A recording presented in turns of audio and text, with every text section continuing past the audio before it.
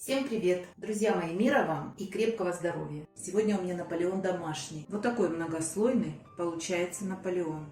Посмотрите, какой он в разрезе. Запах космос. Слои пропитанные. Посмотрите, нежнейшие. Это очень вкусно.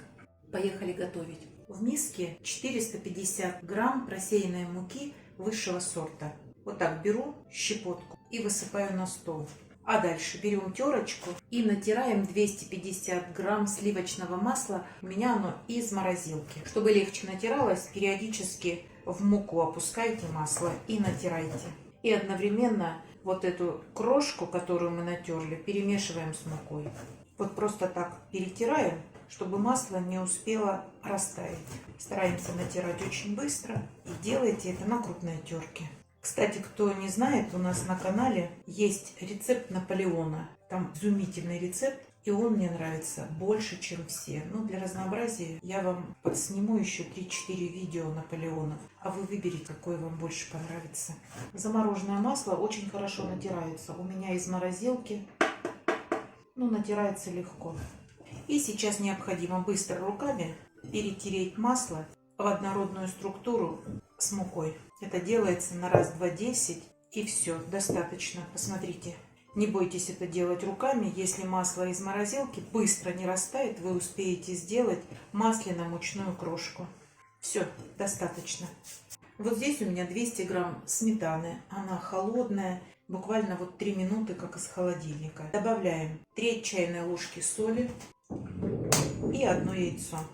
Все перемешиваем до однородности и отправляем в масляно-мучную смесь. Делаем небольшое углубление, выливаем и замешиваем быстренько тесто.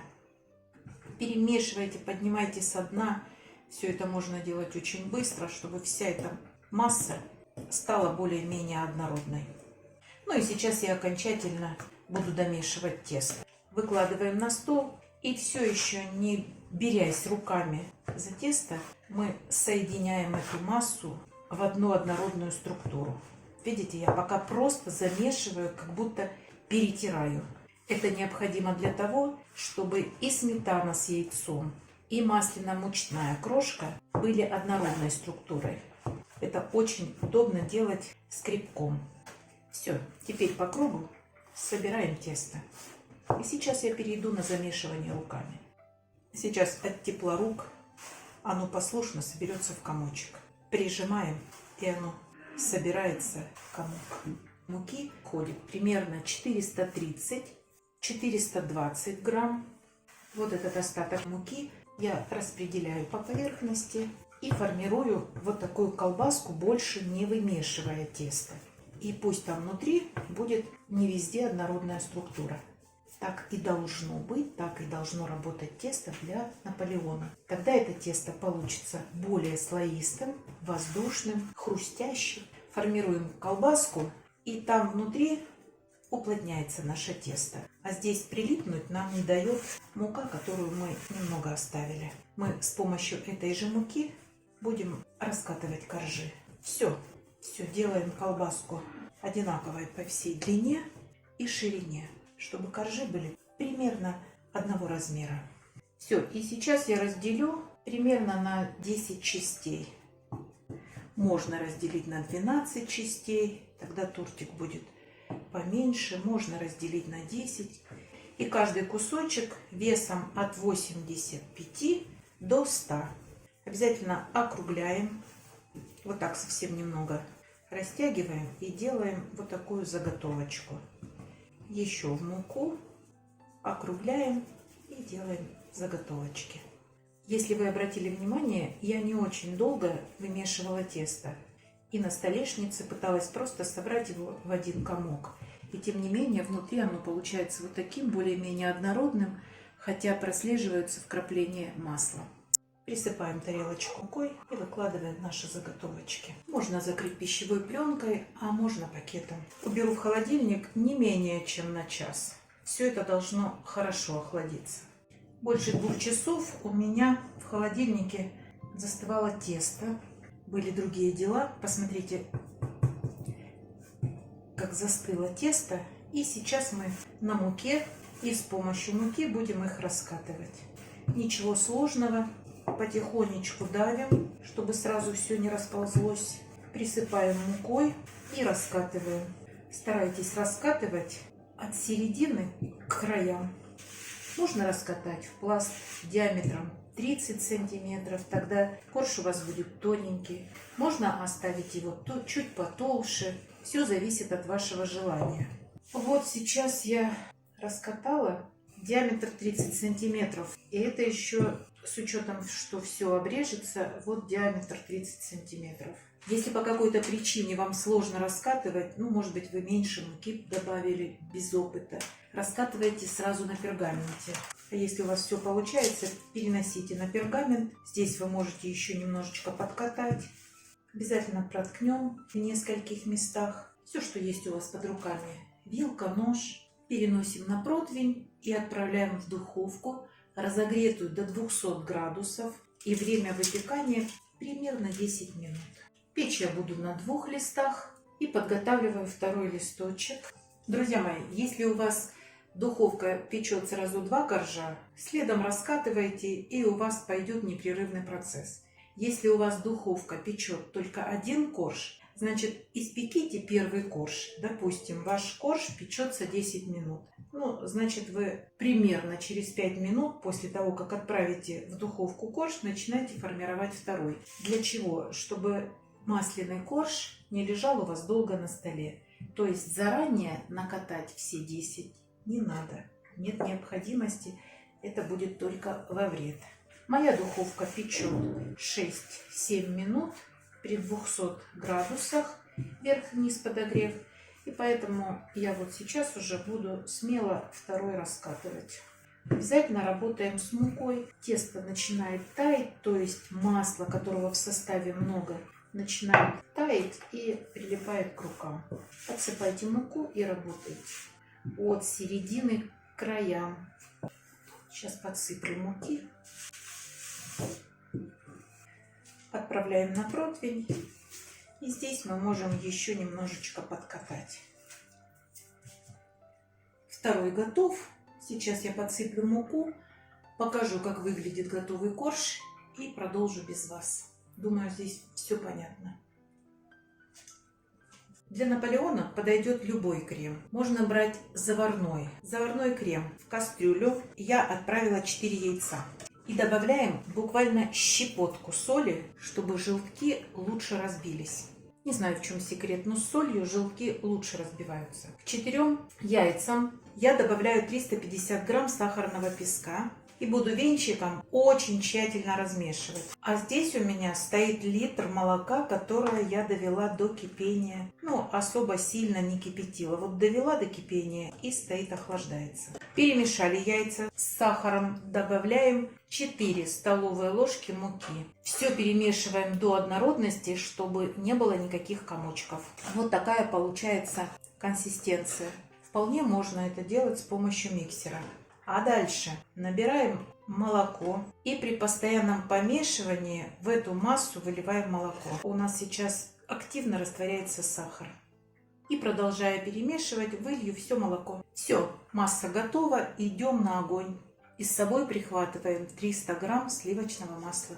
Нагреваем смесь и постоянно перемешиваем. Как только масса начнет схватываться, а вы это почувствуете, разбивайте интенсивней. Вот посмотрите, через какое-то время крем наш загустел. Кипятить его не надо. Мы сейчас дождемся появления первых пузырьков и выключим. Но все это время интенсивно перемешивайте. Все, выключаем. Выключаем и продолжаем перемешивать, чтобы на дне не образовалась корочка. Переношу на стол. И сразу в горячую массу отправляем 300 грамм сливочного масла.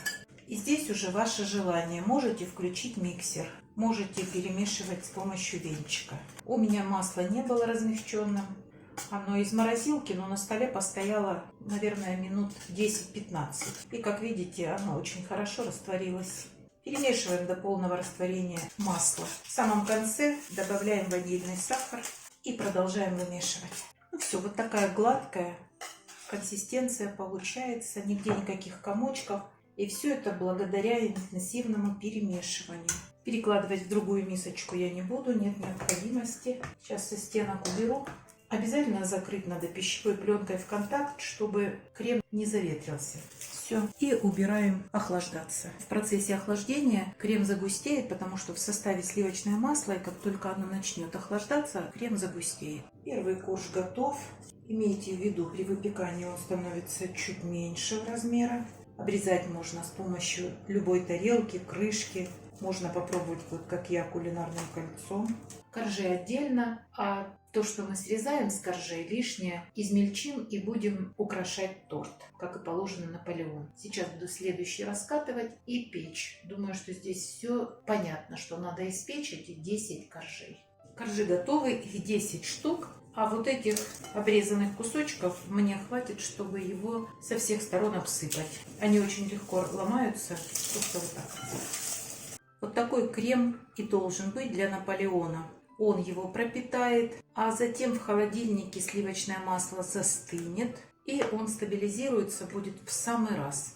Друзья мои, как рассчитать количество крема, чтобы вам хватило на все коржи? Ну, во-первых, для такого количества вот эта порция крема – это самая оптимальная порция. Как рассчитать, чтобы крема хватило на каждый корж? Считаем. Литр молока, 250 грамм масла сливочного. Это будем считать 1 литр 250. 300 грамм сахарного песка. Давайте округлим. 1,5 килограмма здесь точно есть. То есть между каждым коржом мы можем проложить крема 150 грамм. А 150 грамм это 3 с горкой столовой ложки. Сейчас я буду собирать, и мы проверим эту теорию.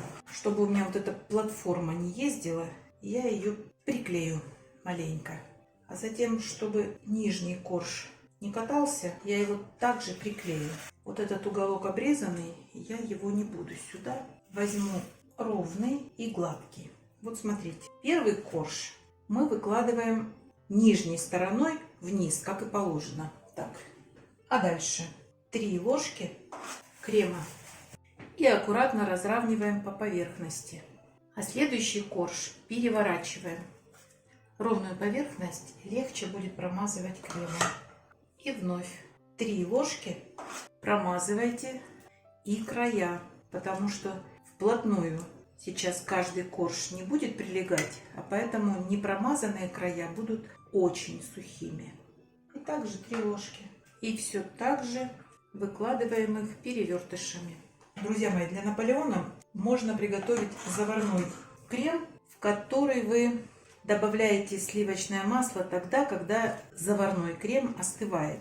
Но не для этого вида коржей, потому что эти коржи очень слоеные, что называется рыхлые. И для такого торта вот такой крем надо, жидкий, чтобы пропитал эти хрустящие коржи. Посмотрите, сколько слоев. Их надо пропитать. А поэтому вот в этом торте менять ничего не надо. Вот если будете готовить вот такой торт, то 3 с горкой прям столовые ложки крема можете на каждый корж выкладывать. Крема вполне достаточно. Вот 3, кое-где даже, если хотите, 4 столовые ложки можете смело добавлять. И верхний точно так же, гладкой поверхностью. И сейчас будет самое интересное. Мне надо его немного придавить, но без особых усилий. Просто чем-то придавить, не очень тяжелым. Все, он придавился так, как мне надо. Слишком тяжелую не надо ставить. Просто поставьте ровную поверхность, можете досточку какую-нибудь и стакан воды. Все, вот он сел, и этого достаточно.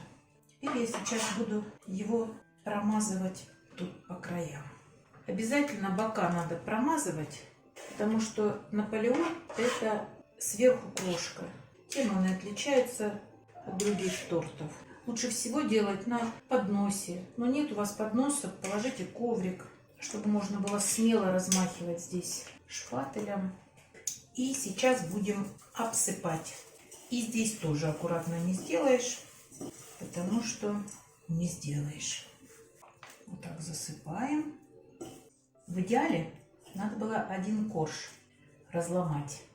Жалко стало. Просто жалко стало. Поэтому будем сейчас с залысинами обсыпать. Сейчас обсыплю и потом покажу.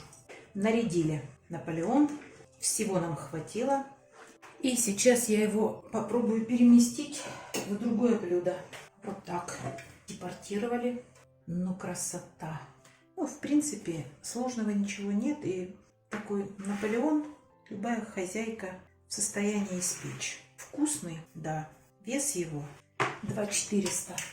Готовьте. Вот такой торт у вас обязательно получится. Это несложно. 2 килограмма 400 грамм вес этого торта. Ну, такой увесистый. Сейчас уберу в холодильник для стабилизации. Завтра разрежу. Все, друзья, подписывайтесь на наши каналы.